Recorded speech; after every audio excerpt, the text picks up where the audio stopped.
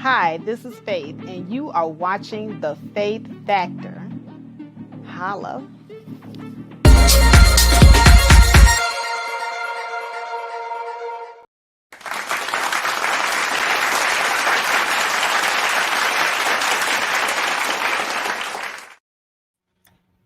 Hello, good morning, everybody.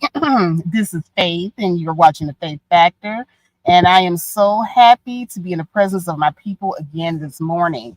All right, all right, all right. So here we go again. Here we go again. Katt Williams, the joke stealer. At this point, with all the people coming out of the woodworks, this is definitely going to be a year for truth telling. It's just that Katt Williams is not the only person that has a truth to tell, apparently. So now, we got somebody else that was on Katt Williams' team who was under the Katt Williams brand, under the Katt Williams umbrella of protection. And that is one of his very own female comedians slash writers, Cookie Hall. And, a lot of us, we really don't know who Cookie Hall is, do we?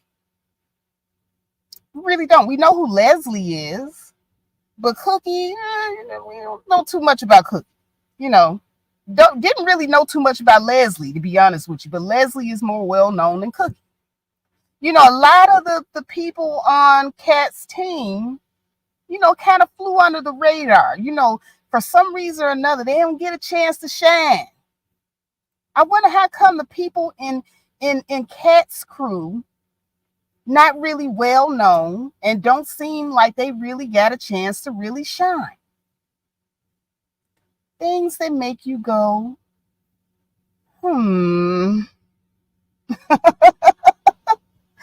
All right, but we're going to get into that. I'm going to get into who Cookie Hall is.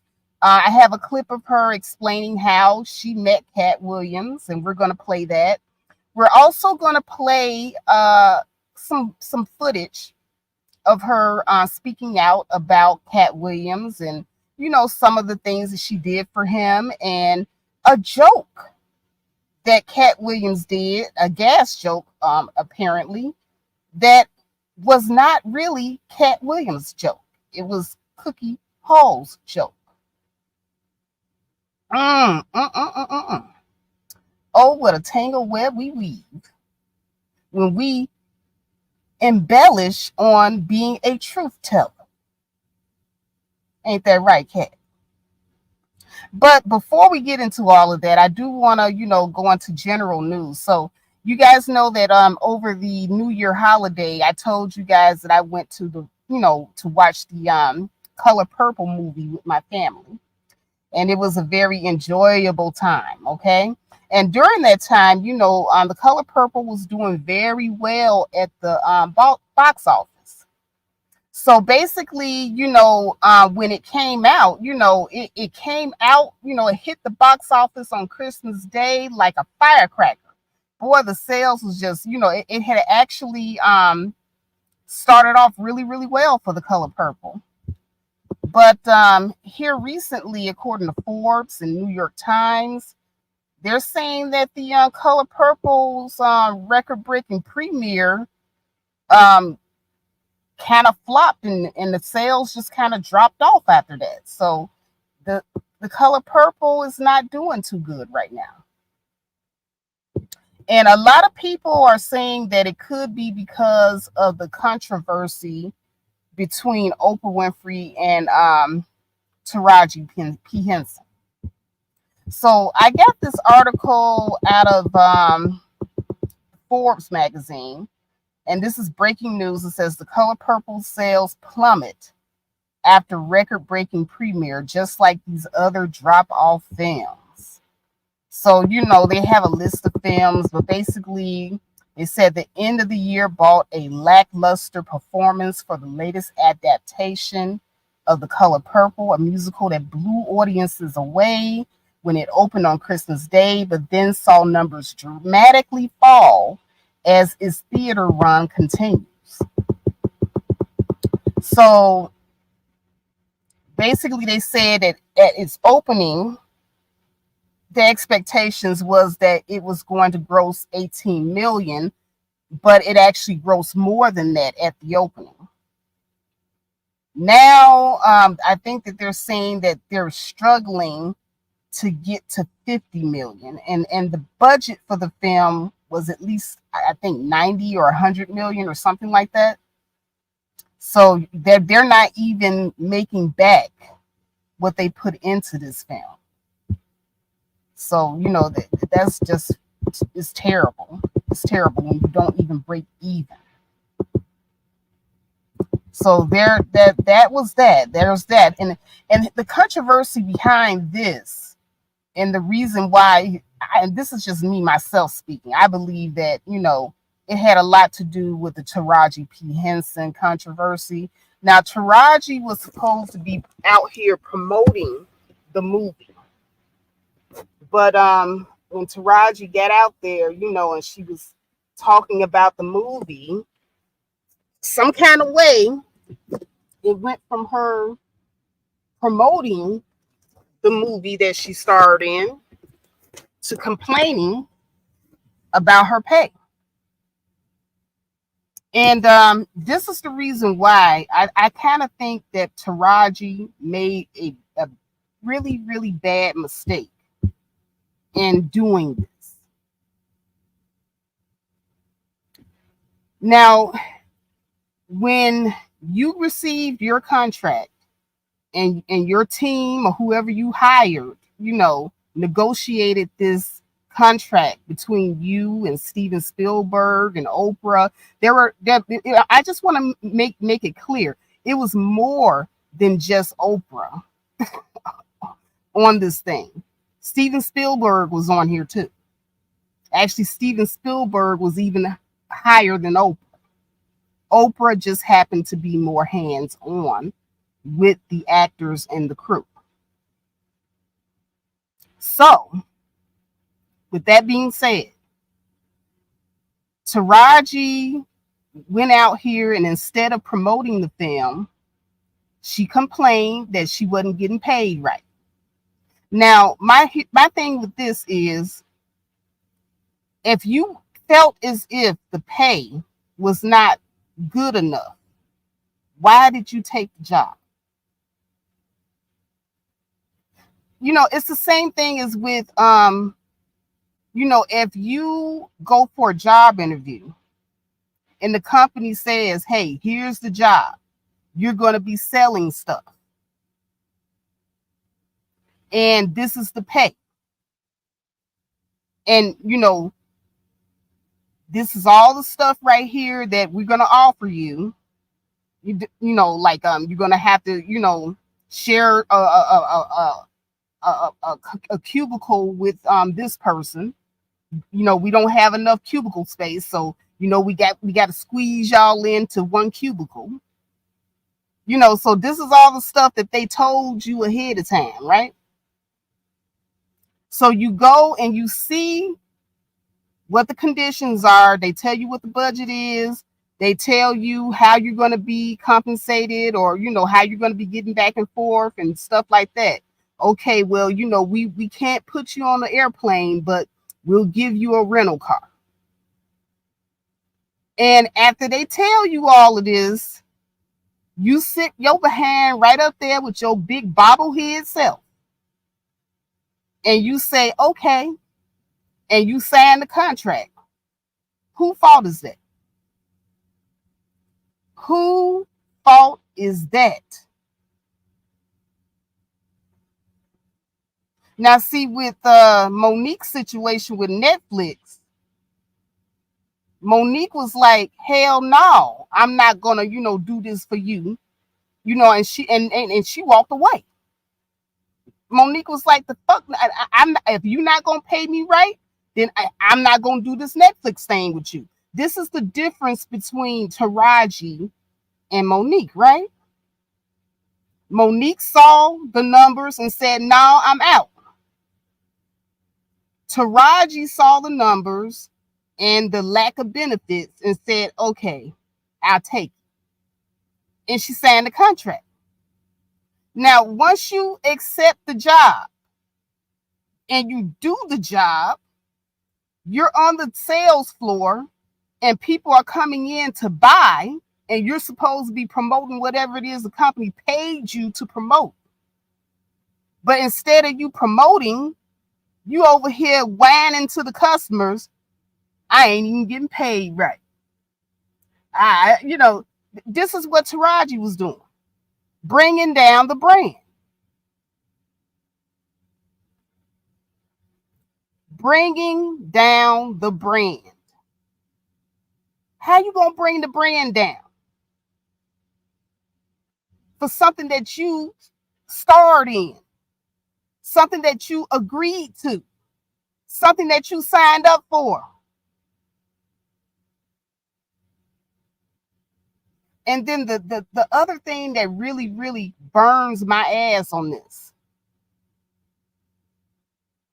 is that you, Taraji, complained that it's not even just Oprah and Spielberg. As I want to also add and Spielberg, because see, Taraji only want to run Oprah's name down into the ground, but she won't mention that white man's name. Oprah and Spielberg, Taraji. Taraji, say it with me. And Spielberg.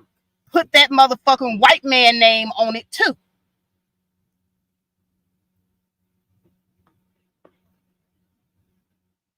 But she ain't gonna put their name on it. She complained that she didn't get paid enough for Hidden Figures. She didn't get paid enough when she did Benjamin Button.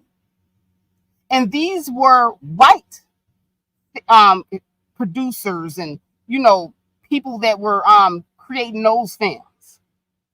She didn't shit all over their stuff like she did when she got with Oprah and Spielberg. She waited until she got with a black film with a well-known black woman and then began to run the film into the ground and then complain about pent-up anger she had about her pay. The time to negotiate your pay, Taraji, was before you signed the contract, not after you done filmed everything and the film is out and at the box office and people are trying to promote it now. The time to negotiate your contract and your pay would have been before, not after.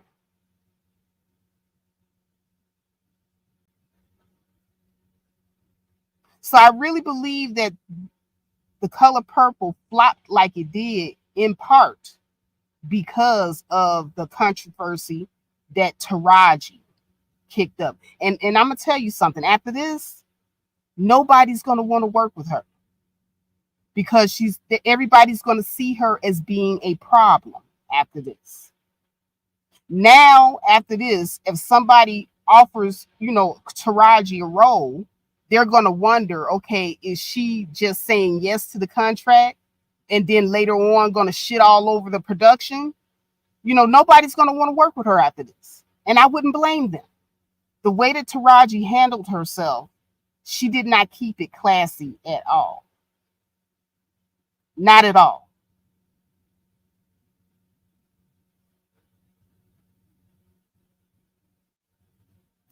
Now, Nikisha Morrow, she says, I believe it flopped due to the lukewarm acting. So you're saying the same thing as I'm saying about Taraji's acting, because I don't really think she's that great of an actress either.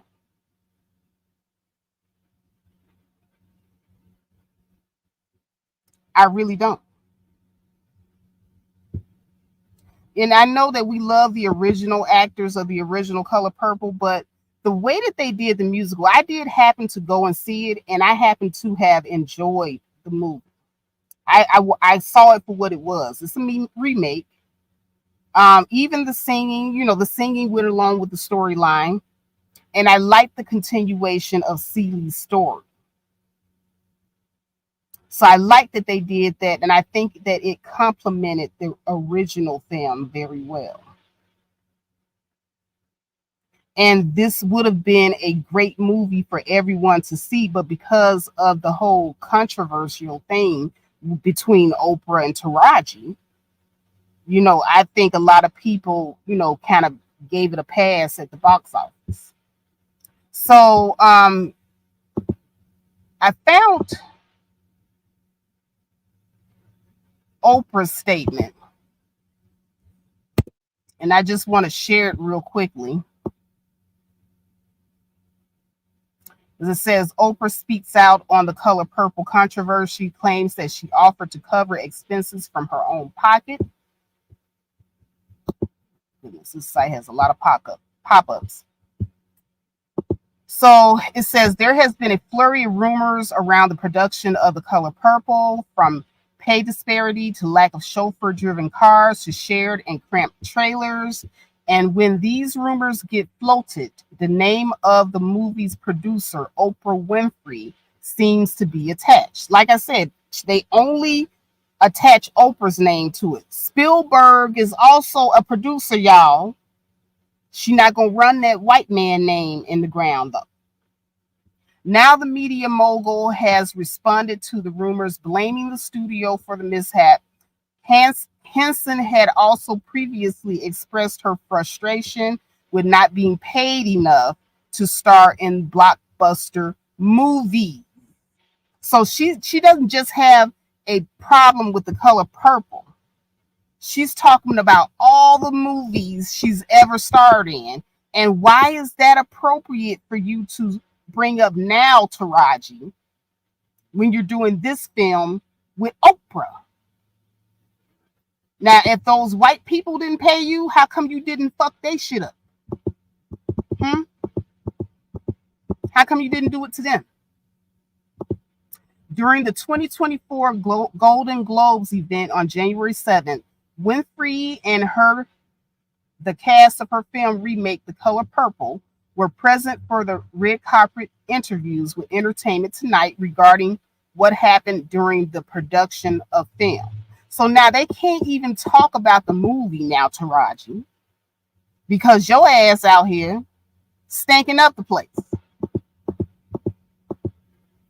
As Finura previously reported, in 2023, The Color Purple was released on Christmas Day.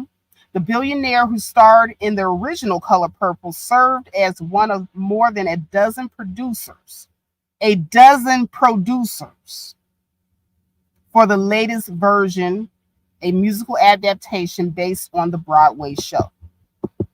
Although the movie performed well at the box office, it has received negative press due to the received treatment of Henson, who bemoaned what she considers to be her inadequate compensation in the industry. She's talking about her inadequate compensation in the industry as a whole, while she's supposed to be promoting The Color Purple. You all get the correlation that I'm trying to make about the inappropriate behavior. She's bemoaning what she considers to be her inadequate compensation in the industry while promoting The Color Purple. This is inappropriate behavior. The Empire star later clarified that she was on good terms with Winfrey and that the billionaire offered support.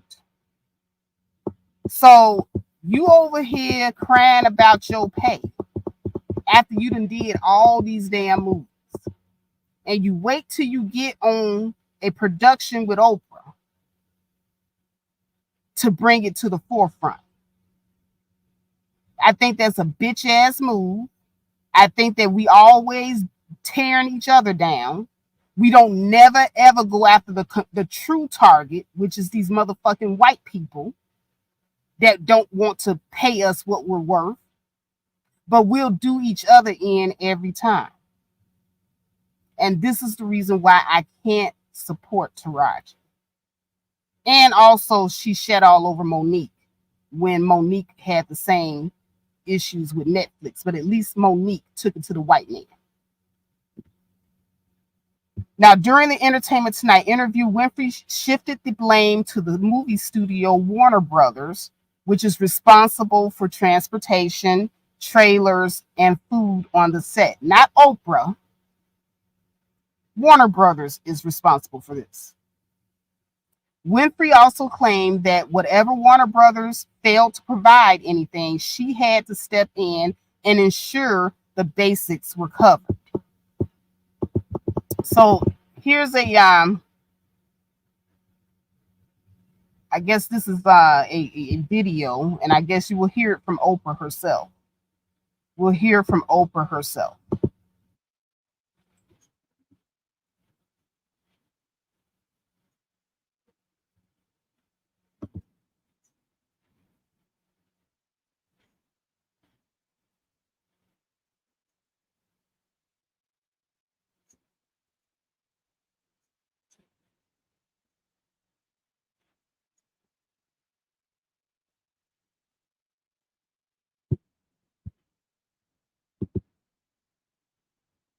What is so disturbing to me? Why is my name even in this Can I conversation? say Because you're something? Oprah Winfrey. Can I say something? Yeah, before, why is my can name I in this say something conversation? before we Because leave? I have just been the champion for Okay, my everybody. bad, guys. I thought that I was playing the video this whole time. I thought I had shared it with you. So let me go back and replay it again for you guys in case you didn't hear it. That Taraji was upset because you'd been asked to do a rental car.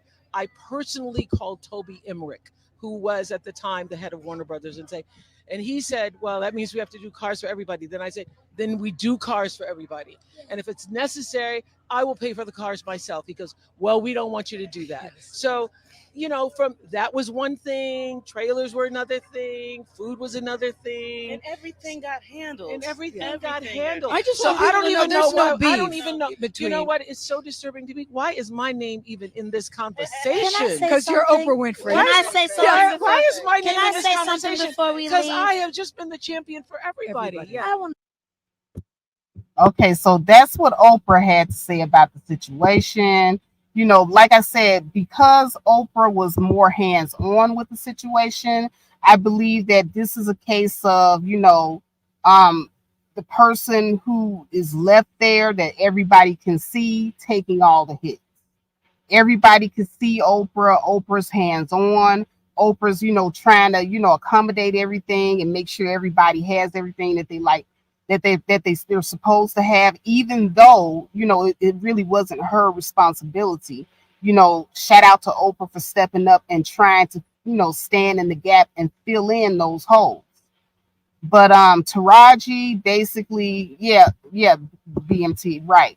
She just blacklisted her own self in the industry because of her inappropriate behavior. There's a way that you handle these things, and I don't think that she handled it very well at all, and she did not keep it classy at all. The time to negotiate your pay is before you take the job, not after. But at any rate, let me go ahead and get to the nitty gritty of why I'm here. Because we are all here for one thing and one thing only: surviving Katt Williams. You know what? We had surviving R. Kelly. We working on surviving P. Diddy. And I'm telling you, now we're going to have surviving Katt Williams. So now we have, like I said, another person has come out and said, hey, Katt Williams, is a hypocrite. Katt Williams stole some material from me. This is the second time. What's up, Katt? This is the second time. Somebody said that you took their material. So how is it that you sitting up here on Shannon's couch, acting like you so innocent and crying and talking about, said he took my joke. When you over here, you done took JP whole intro. And now one of the people that you were supposed to be putting on, Cookie Hole, said you took her dance joke. What's up, Katt? What's up? And while we sitting up here, wanting to pedestalize this man has a plethora of legal issues. As Ace poignantly pointed out in the last live stream from yesterday, Katt, you got a lot of legal issues here. You're not a saint. And I'm not saying that Katt Williams ever said that he was a saint. But if you gonna tell it, then you might as well tell it all. Don't put it out here like you this victim, but you ain't been out here victimizing others. See, I don't like that stuff. I like a person that's honest. Like, if you had to sit there on that couch and say, you know what, yeah, I got my fair share of shit up, that I done to people. But it's not about that. And then, that way I could really be prepared. But the way you came at it, you were sitting up here saying this is going to be the season of truth telling. And you sat there like you was this victim. And that, the reason why you couldn't, make it the way that you wanted to make it because of the industry and all the gatekeepers. And, no, Katt. The whole time it was you on November 13th, 2006, being arrested at Los Angeles International Airport after a stolen gun was found in your briefcase. A stolen gun, not a paid for gun, a stolen gun. And you pleaded no contest to a misdemeanor count of carrying a concealed firearm, and you were sentenced to 3 years probation. And you were ordered to pay restitution, and you were given 3 credits for 3 days that you spent in jail. Then on November 2010, you were arrested again by police while working on the film Coweta County, Georgia. There's another film that you appeared in. You were not the star. Kevin Hart was the star in quite a few films.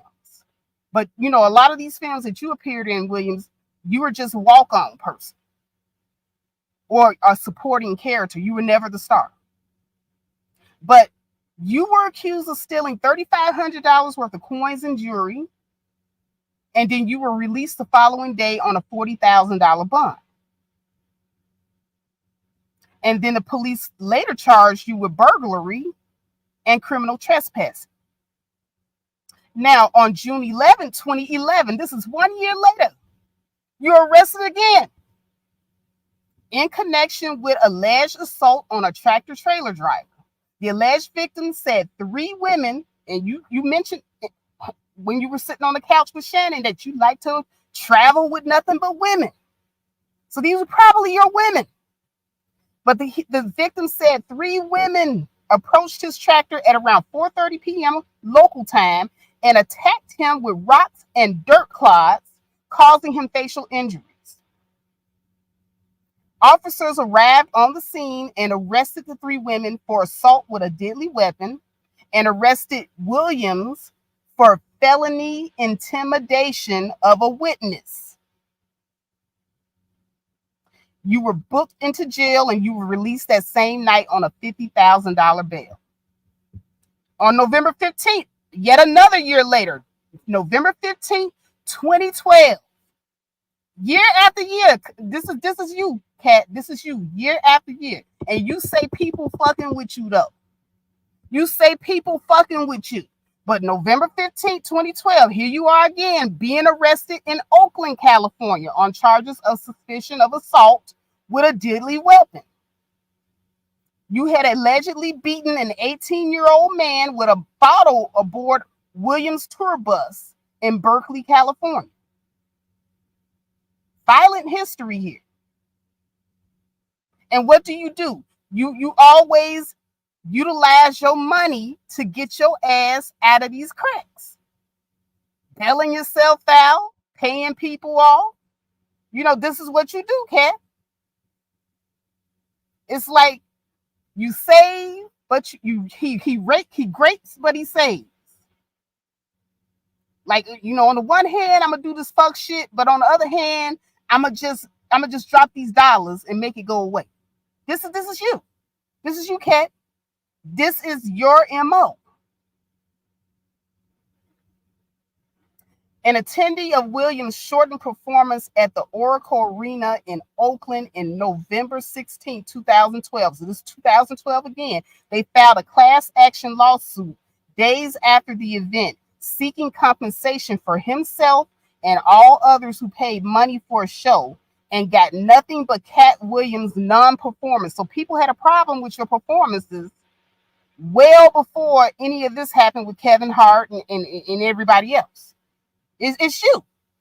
All roads lead back to you.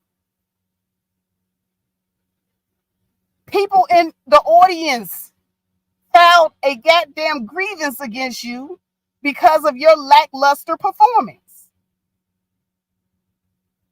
On December 2nd, 2012, Williams was arrested in Seattle. So this is a second arrest, no, the third arrest in 1 year, after he allegedly got into a dispute at a bar in South Lake Union neighborhood.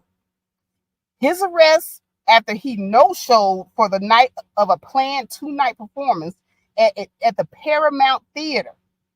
So was Kevin lying on you? After you no-showed for the first night of a planned 2-night performance at a Paramount Theater. So Kevin wasn't lying on you. Kevin was saying that you were not showing up for your performances, that you were becoming a liability to the studios.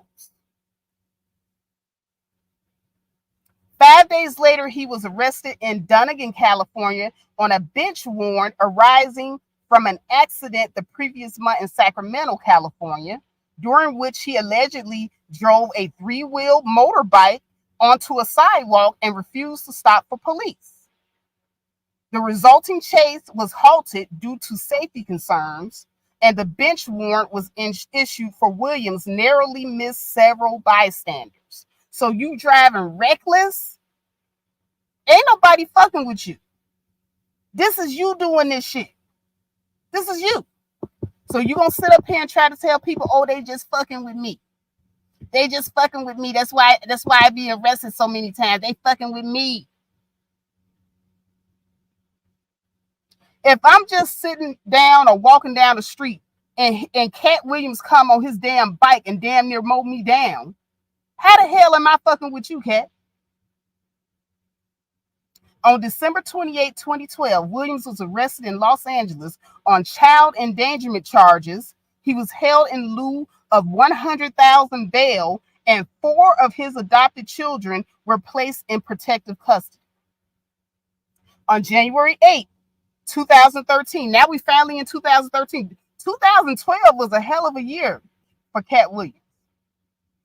Now we at 2013. Williams was arrested at his Los Angeles home after failing to appear in Sacramento to answer the November 25th motorbike charges, where he damn near mowed down dozens of people. Failing to appear. On October 29, 2014, a year later, Williams and Suge Knight was arrested for the theft of a camera from a photographer in Beverly Hills on September 5th.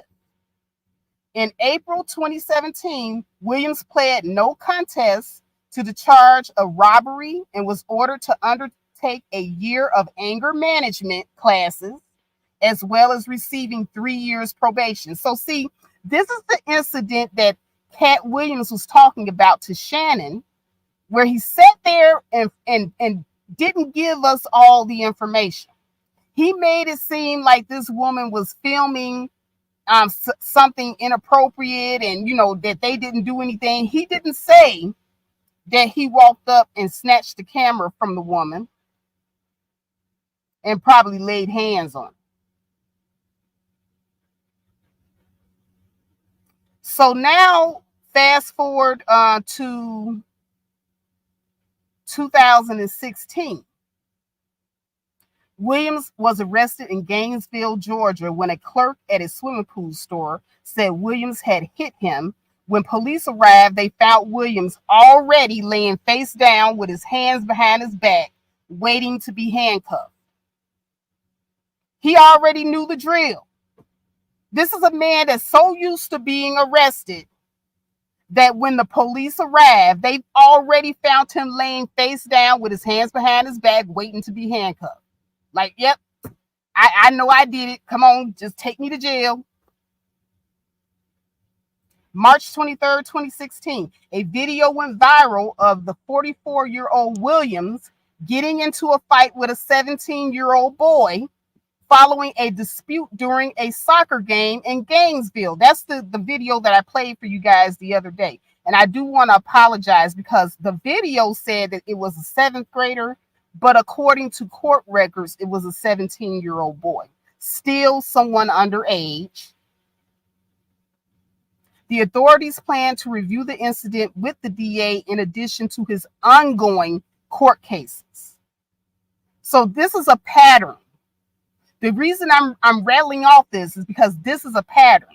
And you guys saw the video where he sucker punched that kid. Y'all saw that video. So this is not a man who's innocent and people are just fucking with him. I showed you that video. That was actually caught on video. On April 27, 2016, Williams was arrested and charged again with battery in Atlanta, Georgia. After allegedly throwing a salt shaker at the manager of a local restaurant, the manager claimed to have been hit in the mouth with the salt shaker when Williams' group was denied preferential seating. So you throwing tantrums because you wanted preferential seating. And I believe this person.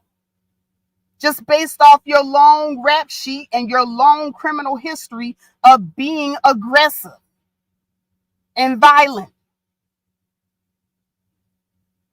On July 24th, 2016, Williams was arrested on suspicion of battery after an altercation with a woman at the Sportsman's Lodge, a hotel in Sherman Oaks, California.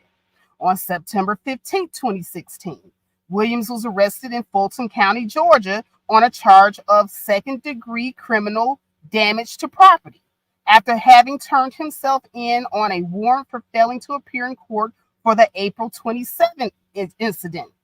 This new arrest involved an allegation from February 28, 2016, stating that Williams had thrown a man's cell phone. On October 6th, 2018, Williams was arrested in Portland, Oregon. Excuse me, I'm getting hoarse here. I'm getting hoarse reading this long rap sheet.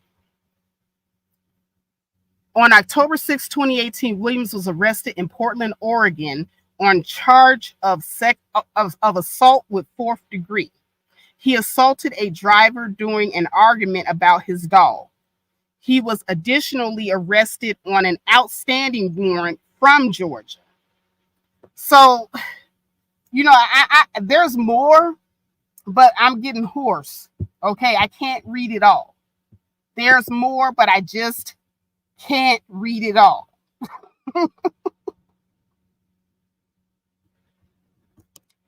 Let me see what you guys, what your reactions are. Because, hey, it's a lot. It's a hell of a lot. Good morning, Cassandra. Good morning. Good morning, Renegade. Good morning, Nikisha. Good morning, Eugene Skill. Nikisha says, comedian Ashima Franklin did an interview 3 years detailing how Katt Williams beat her up on tour. Damn. I didn't even, that wasn't even part of the rap sheet, but god damn, you know, Katt Williams, I'm sorry, my man, you know, your angel card has been pulled. We're going to have to take your wings and your halo now. Eugene Steele says there are so many hypocrites in the world. Absolutely. BMT says should have did like Tyrese and say we all copy from greatness.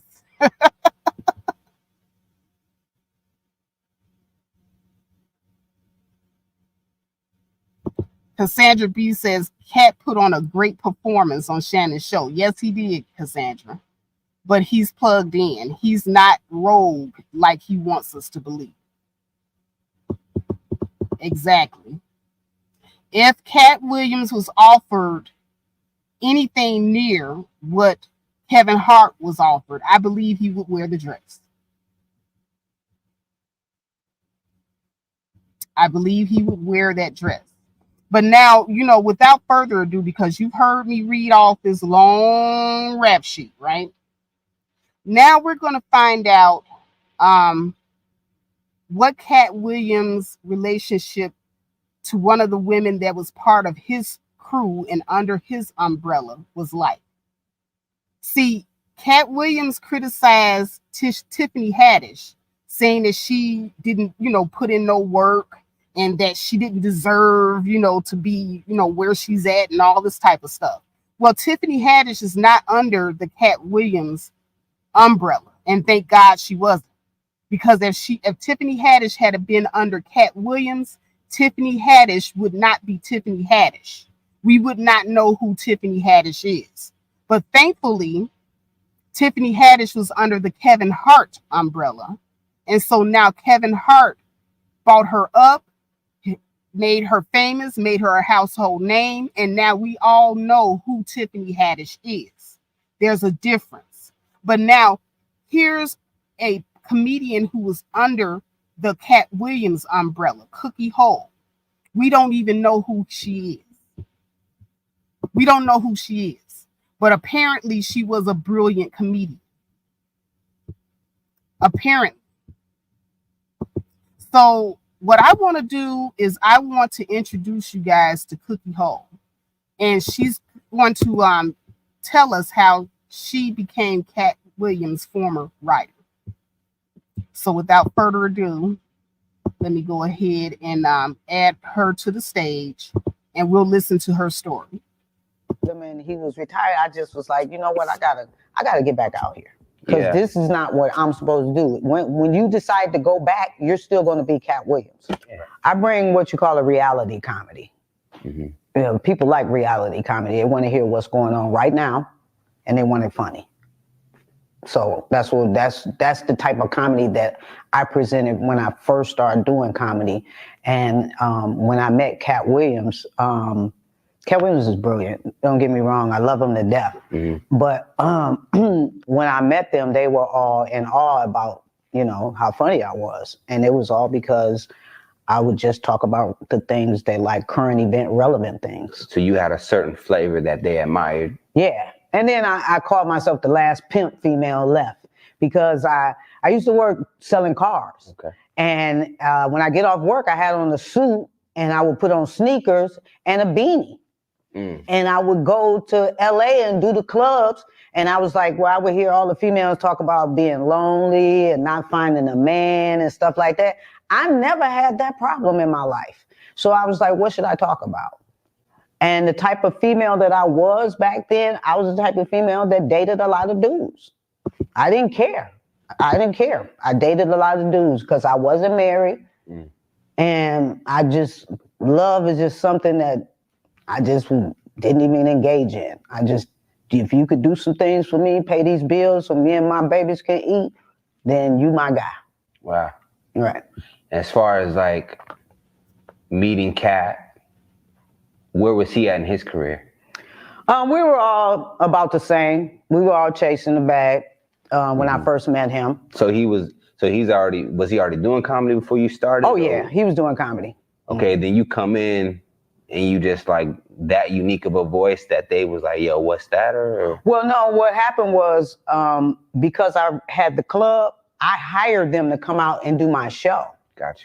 So that's how I built a lot of relationships with a lot of comedians because I was smarter than the average club because I would find out what are they paying in LA? Yeah. Oh, they paying $200, then I'm paying $400. Mm-hmm. They paying $250, then I'm paying $500. Right. And that way I drew the comics out to my club. And so he was one of the comedians that came out to my club. And once we met, our friendship was like inseparable for a lot of years. Yeah. Mm-hmm. How do you think you guys related to each other with him being a guy from Ohio, I believe. Midwest. And you being from Detroit, Midwest. Okay. But it don't even have nothing to do with that. Just our personalities just click. Virgos and Capricorns are attracted to each other. They have fun with each other. They're attracted to each other. I know most of the people I know are Virgos that are like really good friends of mine. Okay. So Katt is a Virgo? Yeah. Mm-hmm. Got you. Okay. That means he's detail oriented, what I hear about Virgos. Yeah. Okay.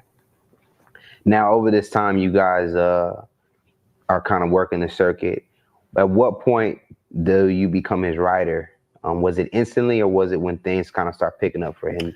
Well, Katt was working all over Los Angeles, and he ended up getting the movie Friday After Next. Okay.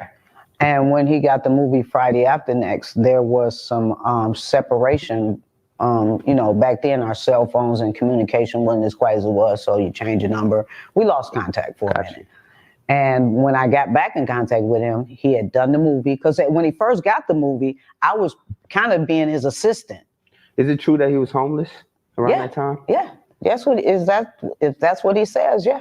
Well, yeah, Terry Crews had put it out there and said that Katt was sleeping in a trailer on set. That was the story Terry put out there. Yeah. Well, it could have been possible. I mean, at some point, he was. And, when he was, that didn't bother me. I embraced him, took his son and treated him like he was my son, so that didn't bother me. I was homeless. Okay. After I came off tour with Katt, I spent a lot of time with him, but he had decided he didn't want to go do comedy no more. Mm-hmm. So he took a lot of time off. So I was with him because he was going through a lot of things. And I was with him. I was with him in Calabasas for almost a year and a half. But then I had to break away and continue on. So what happened was when I came off tour with him, I had a momentum, but I stopped it because that was my friend and he was going through. So I stopped and helped him, which I probably shouldn't have, because then the circuit kind of forgot who I was. Mm. You know what I'm saying? Where other people like my friend Leslie went on and they went on. I stayed trying to be a good friend. And it's a lot of things in life you don't know. You don't know that people aren't good friends. Mm. You don't know that people are playing games with your emotions and with you and who you are. You don't know that. You see what I'm saying? Some things you are naive to. So after about a year and a half of being with him and he was retired, I just was like, you know what? I gotta get back out here, because this is not what I'm supposed to do. When you decide to go back, you're still going to be Katt Williams. Right. I'm still going to be Cookie Hall that nobody really knows, but they do, but they don't. Right. You know what I'm saying? So in context, you get on the road with Katt for how many years? No, I only did one tour with him. One tour. I did the Pimpin' tour with him. I went on the road some other times with him after the Pimpin' tour. Yeah. A few dates, but I did the Pimpin' tour with him. Me, Leslie Jones. So there was like 107 cities and 145 shows. Mm-hmm. So that what helped set my president, who I was when I went on that tour with him. He made me famous on that tour. I'd never forget that. I love him for it. Got you. And you start writing for him around that same time? Before the tour, like again, it was a point where we were separated, and it was 2007, and I decided to quit my job and just go into comedy. Mm-hmm. It was January 2007. Mm-hmm. Car business went, Obama, saved the car business, all that. So I decided to quit and pursue comedy. So I went from January to July, exhausted all my money I had saved because I had a lifestyle that I didn't realize I had. Mm-hmm. And I had a child. So exhausted all my money, had $40 left, and I'm frustrated, like I got to go back to work, And then something told me, just go to LA to go to the comedy club. Take it off your mind. So I drive to LA, go to the comedy club, go to Improv. I ain't seen Katt in like 2.5 years. First person I see come in there is him. He see me, beeline right to me. Cook, where you been? Blah, blah, blah. I was like, where I been? I've been trying to call you, but of course, whoever's handling your phone won't let me get through. So gotcha. I ain't gonna keep calling you and chasing you. So gotcha. He was like, all right, come on down to my office with me. So I said, okay. So I go down to his office in Marina Del Rey. We sit and talk about old times and collaborate and all that kind of stuff. And then he said, "You still working in the car business?" I said, "Nah, I quit." And he said, "You can work with me now." And I said, "Okay, that'd be great. What you want me to do?" He said, "You can be a writer on my team." And I was like, "Cool." And he gave me a bunch of money. Yeah. He gave me a bunch I hear of that money. a lot. Like, Katt is not. Well, American Hustle was my idea. Okay. I told him how to do that movie. We was sitting in the car one day, and he said he was about to do a Pimp Chronicles 2, and I said, "No, comedy is going into movies now. Do it like this." And then he did it, and he didn't put me in it. So then I had felt some kind of way about it. Understood. But then when I seen him again, he gave me a whole lot of money again. So I said, forget it, because I got to pay bills and take care of my family. So, yeah. Yeah. So it seems like, you were kind of a Swiss Army knife for his hidden weapon. In a sense. Oh, yeah. He kept me around for a reason. Yeah. Oh, yeah. Lonnie kept me around for a reason. They kept me around because they knew that I could enhance what they were doing. I'm just funny, and I'm not going to downplay it at all.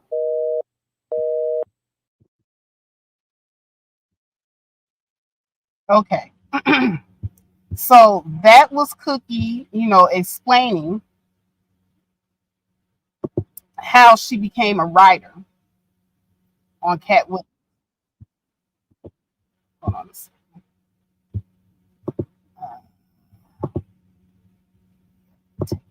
Okay. All right. So that was Cookie explaining how she became a writer on for Katt Williams.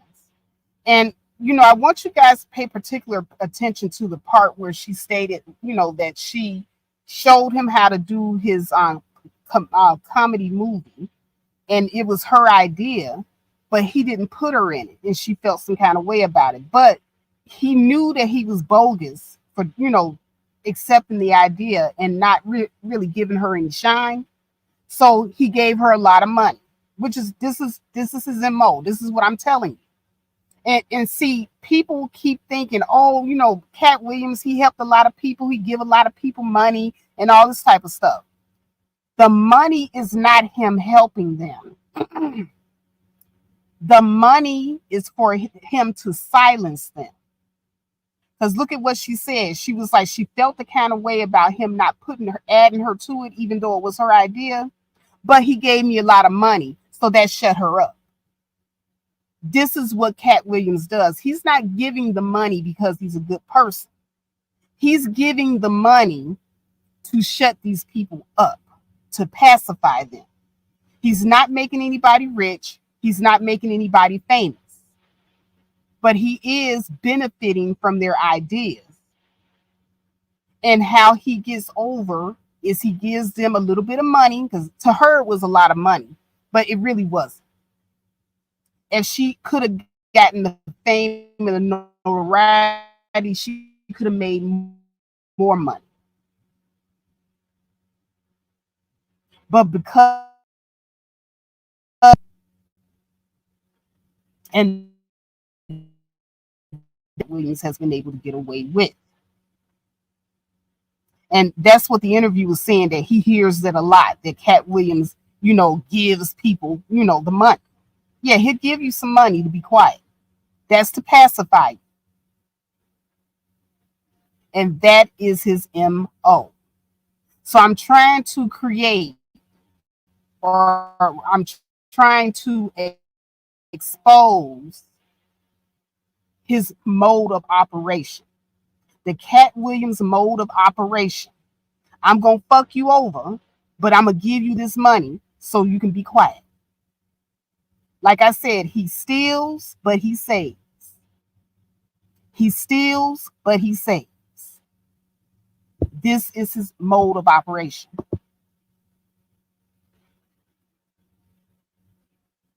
So now I want to get to a segment that Cookie was on. She was on DC Curry TV.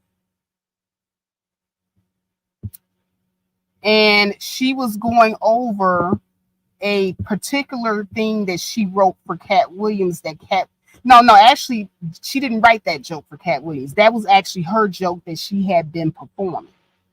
But I'm gonna go ahead and let Cookie tell her own story because I think it's important for everybody to get a chance to, be a truth teller, so to speak. So without further ado, let me go ahead and pull up Cookie Hall on DC Curve.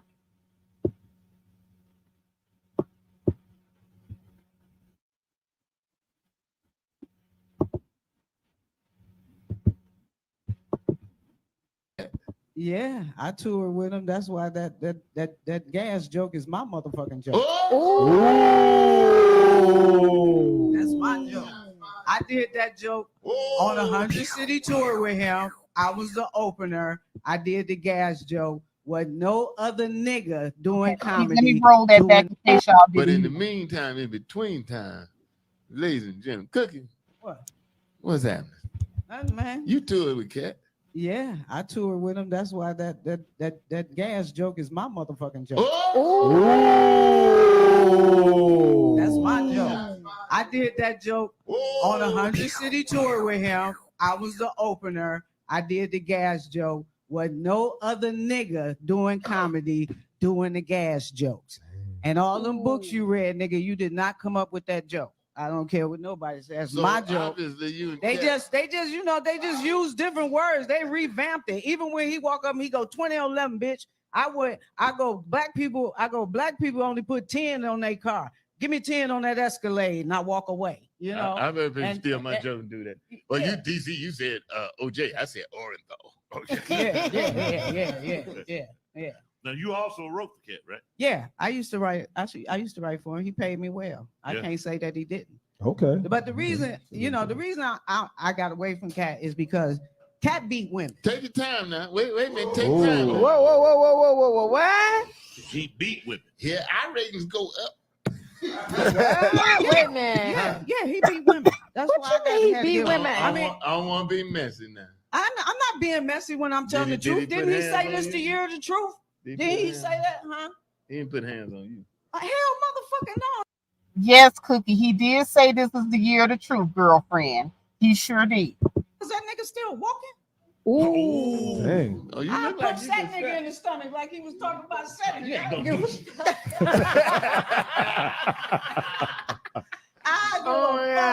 Wait a minute. So we. Well, let's go back. Let's go back Yeah, let's- to Katt hitting women.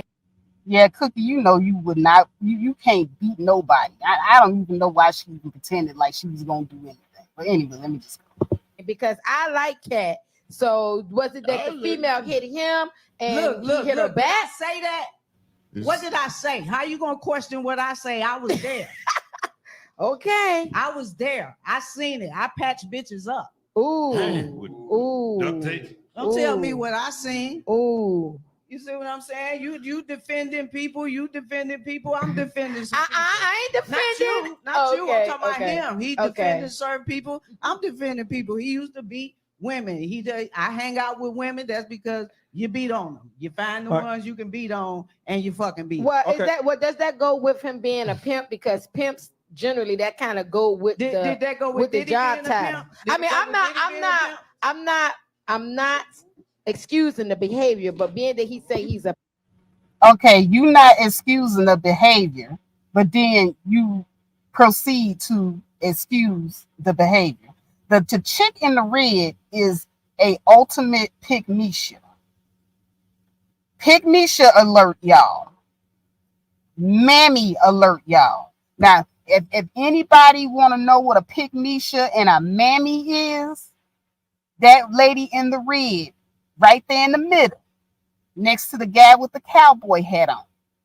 In between the cowboy hat and the guy with the black cap, that woman in the red. Mammy, that is mammy talk right now, what she's doing. But let's continue. he's a pimp. Doesn't that kind of go with the job title? The character was a pimp. Exactly. The character was a pimp. Not Katt Williams. Katt Williams was not a pimp. The character was a pimp.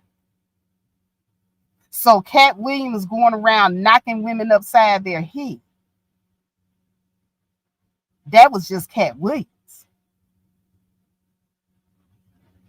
That was all Katt Williams. And so this goes into the whole thing that I was talking about yesterday with Katt Williams' ex. Hazel E came out saying that he SA'd her and was whooping her ass, choked her out. I believe her. Katt Williams got a long history of being violent. Saw him on video punching a kid.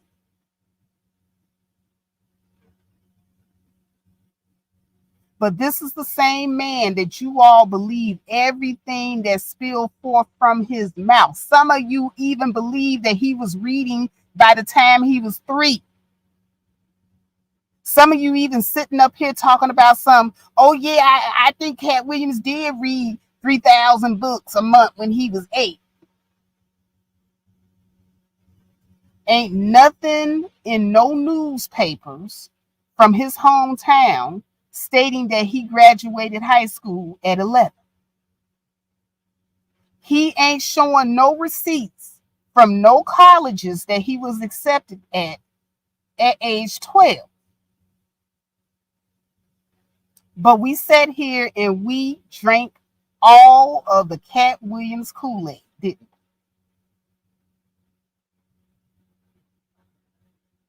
we? We drank it all.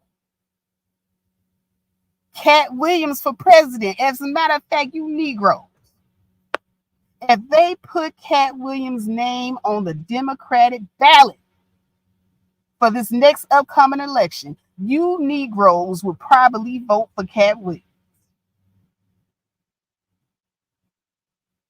That's just how easy it is to fool you all. And this is the reason why we don't get no respect. Because we are not critical thinkers.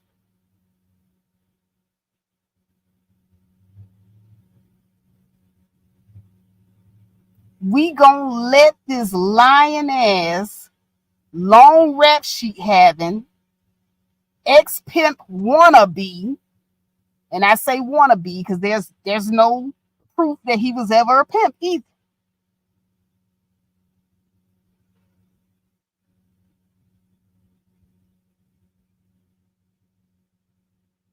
Talking about this is gonna be a year of truth. The truth according to who? Katt Williams. And see, I'm a city girl from Chicago. You gonna have to wake up 10 times early in the morning to pull the wool over my eye. I know a shyster when I see it. I know a slick talking, all snake selling wannabe. And you wouldn't have lasted 10 seconds in my hood.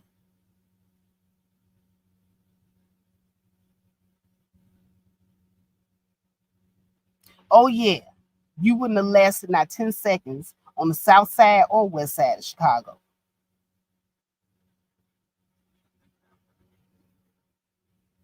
Because all that slick talking in Chicago, we quick with it. So when I saw you over there on Shannon couch, you sit up there and you can play in Shannon face. You can sit up there and you can play in Willie D face, and you played in Willie D face real bad.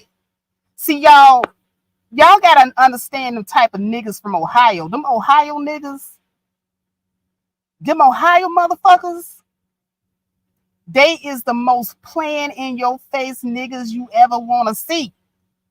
They do all that little slick talking. They'll be sitting right there in your face calling you a baboon, and have you laughing about it. Katt Williams sat up there in Willie D's face, on Willie D's, right across from Willie D, talking about what a trash interviewer he was. And Willie D didn't think nothing about it. As a matter of fact, Willie D came out the next day defending Katt Williams. Looking like a damn fool. And then he took another shot at him, called him Vlad, right to his face. Oh, the disrespect. But see, them Ohio niggas, that's how they do. He wouldn't have last 10 seconds with that shit in Chicago because a motherfucker would have been knocked his teeth down his throat.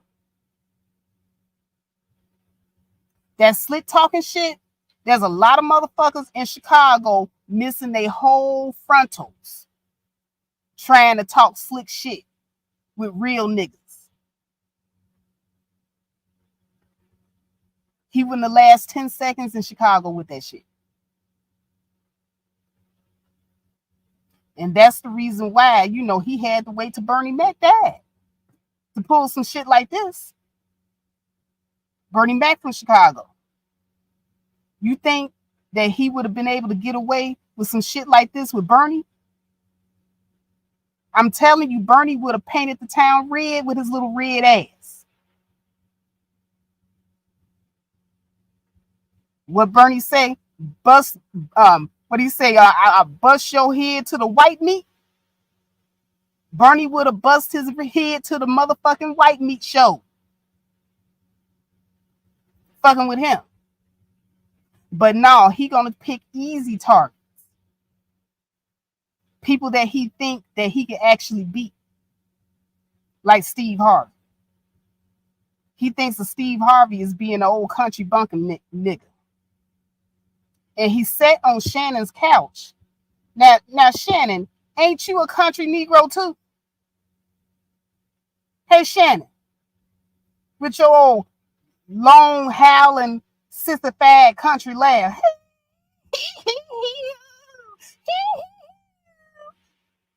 Shannon, ain't you old country nigga too?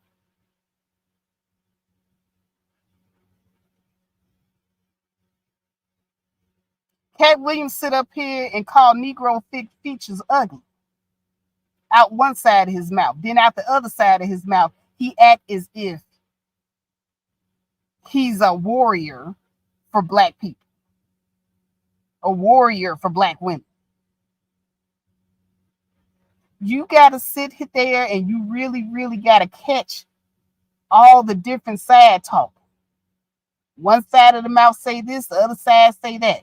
Katt Williams is not to be trusted.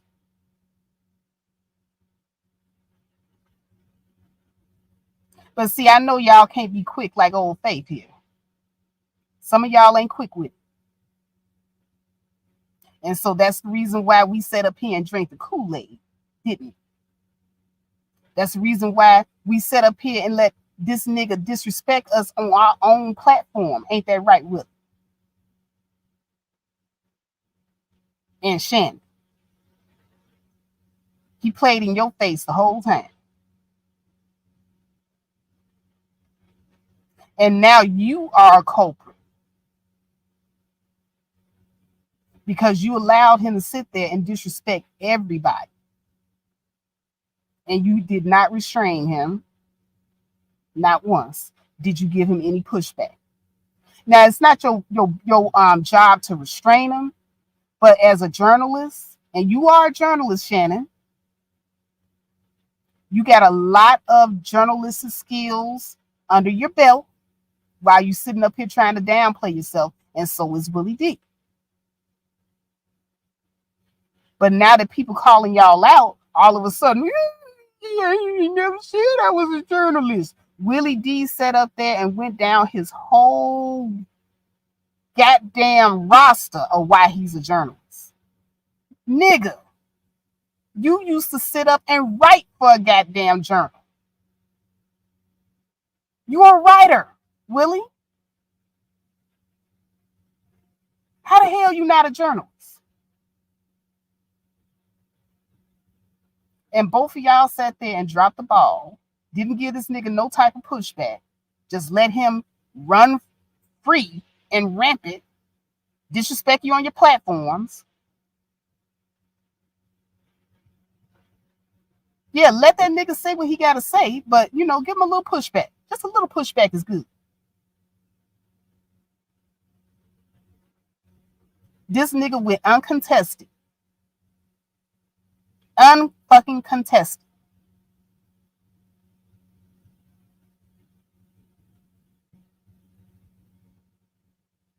Just like when he said that he was 13, 14 working at a 5-star restaurant. Well, a good follow-up question to that would have been, oh yeah, what's the name of the restaurant? Because you know the internet warriors would have ate that up. They would have went and researched that shit. When he made the claim, oh, I was accepted into a college. Oh, really? What's the name of the college that accepted you? Those are the type of follow-up questions that you ask when somebody's saying some outlandish shit.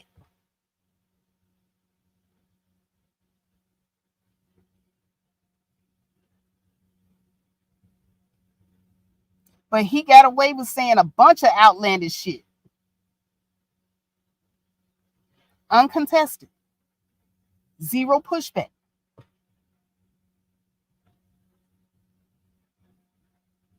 So if you graduated from high school at 11, how come there was no, write-up, or how come there was no news story? Because you're from a small town and in Ohio. I mean, graduating from high school at 11 would be newsworthy. Where's the news clip? Like, y'all just let him go. Y'all let this lying ass, non-truth telling Negro go.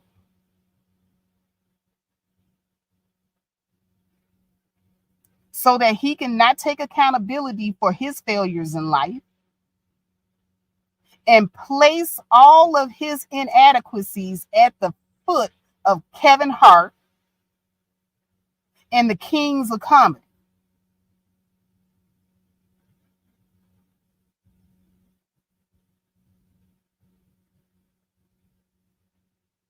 Oh, renegade. No, Katt is now officially an Ohio representative.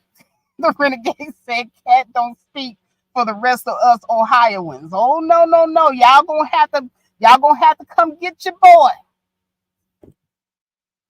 Y'all gonna have to come get your boy. This is y'all. This belong to you. This y'all boy.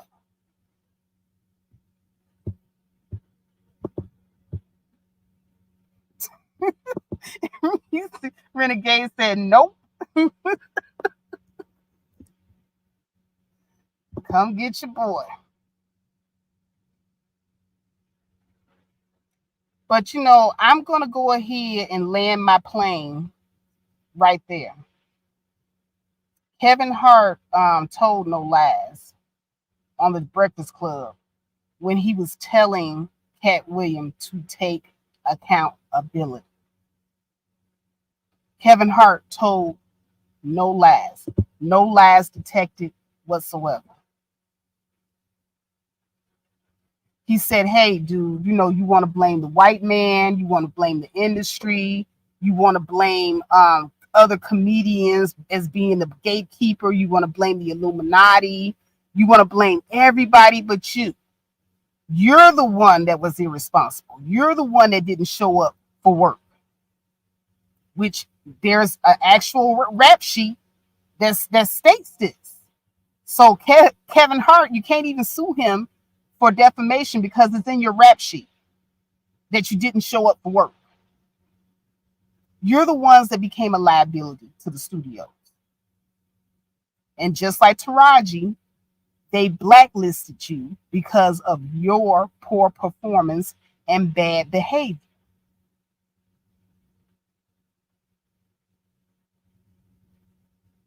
You are a disciplinary problem to the studios. So yeah, they'll let you tour. Netflix will even do some comedy specials with you.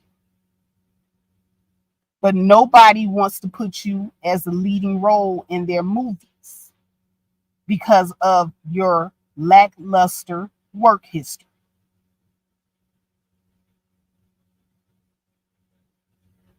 And none of the women under your umbrella ever became famous because of your lackluster work history. And because you don't want nobody else to shine.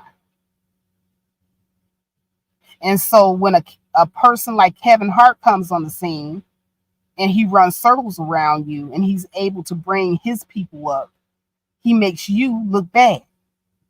And because Kevin Hart out here making you look bad, now you want to do a narcissistic smear campaign against him and everybody associated with him.